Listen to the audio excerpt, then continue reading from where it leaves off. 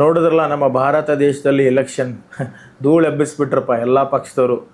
ಅದರಾಗ ಸ್ಪೆಷಲಿ ನಮ್ಮ BJPಯವರು ಎಲ್ಲ ಕಡೆ ಜಯಬೀರಿಂದ ಗೆದ್ದಿದ್ದಾರೆ. ಕೆಲವೊಂದಿಷ್ಟು ಕಡೆ ಮತ್ತು ಅವ್ರದ ರಾಜ್ಯ ಅಲ್ಲ ಕೇರಳ, ಇನ್ನೇನವರು ಗೆಲ್ಲೇಬೇಕು.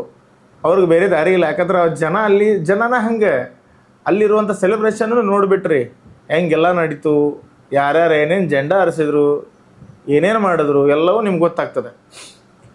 ಪಶ್ಚಿಮ ಬಂಗಾಳದೊಳಗೆ ಎಲೆಕ್ಷನ್ ಐತಲ್ಲ, ಅದು ಈ ಸರಿ ಭಾರಿ ನಡೀತು. 74 ವರ್ಷಗಳಿಂದ TMC ಪಕ್ಷ ಅಲ್ಲೇನು ಆಡಳಿತದೊಳಗೆ ಇತ್ತು, ಇವತ್ತು ಇಲ್ಲ. BJP ಪಕ್ಷ ಆಡಳಿತಕ್ಕೆ ಬಂದೈತಿ. ಬರೋದಕ್ಕೆ ಕಾರಣನೂ ಐತಲ್ಲ, ಅಲ್ಲಿರುವಂಥ ಜನ ಬೇಸತ್ತೋಗಿದ್ದಾರೆ. ಹಿಂದೂಗಳಿಗೆ ಮಾಡ್ತಿರುವಂಥ ದೌರ್ಜನ್ಯಗಳಾಗಲಿ, ಅನಾಚಾರಗಳಾಗಲಿ, ಅತ್ಯಾಚಾರಗಳಾಗಲಿ, ಅಲ್ಲಿರುವಂಥ ಹೆಣ್ಮಕ್ಳಿಗೆ ರಕ್ಷಣೆ ಕೊಡೋದಾಗಲಿ ಇವ್ರು ಏನೂ ಮಾಡಲಿಲ್ಲ.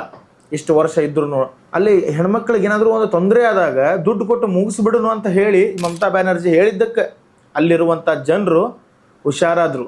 ಅಲ್ಲಿ ಒಂದು ಯಾವುದೋ ಹಬ್ಬ ಆಗಲಿ, ಧಾರ್ಮಿಕ ಆಚರಣೆ ಆಗಲಿ, ಅಥವಾ ಏನೋ ಒಂದು ಫಂಕ್ಷನ್ ಮಾಡ್ತಿದ್ದಾಗ ಹಿಂದೂಗಳ ಮೇಲೆ ಕಲ್ಲು ತೂರಿಸುವಂಥದ್ದು, ಜಗಳ ಹಚ್ಚುವಂಥದ್ದು, ಇಂಥವನ್ನೆಲ್ಲ ಮಾಡ್ತಿದ್ರಲ್ಲಿ. ಆ ಗೆಲುವಿಗೆ ಕಾರಣ ಯಾರು ಗೊತ್ತಾ? ಯಾಕೆ ಗೊತ್ತಾ? ಅಲ್ಲಿ BJPಗೆ ನಿಜವಾಗ್ಲೂ ಗೆಲ್ಲಬೇಕು ಅನ್ನೋದು ಕಾರಣ ಏನು ಗೊತ್ತಾ? ಆ ಜನರಲ್ಲಿರುವ ನೋವು, ಅವರ ಪರಿಸ್ಥಿತಿ, ಅವರ ಇವತ್ತಿನ ಜೀವಮಾನ ಹೆಂಗೈತಿ ಅಂತಂತಂದ್ರಲ್ಲಿ ಅಷ್ಟು ಹದಗೆಟ್ಟೋಗಿತ್ತು. ಈಗ ಹಂಗಿಲ್ಲ. ಈಗ ಅಲ್ಲಿ ಯಾರ್ಯಾರು ಗುಂಡಾಗಳು, ಯಾರ್ಯಾರು ಅಕ್ರಮವಾಗಿ ಬಂದಿರುವಂಥ ಬಾಂಗ್ಲಾದೇಶದವ್ರು ಯಾರ್ಯಾರು ಇದಾರಲ್ಲ, ಎಲ್ಲರನ್ನೂ ಹುಡುಕಿ ಅವ್ರ ತವ್ರ ಮನೆಗೆ ಕಳಿಸ್ತಾರೆ. ಇದಂತೂ ನಿಜ.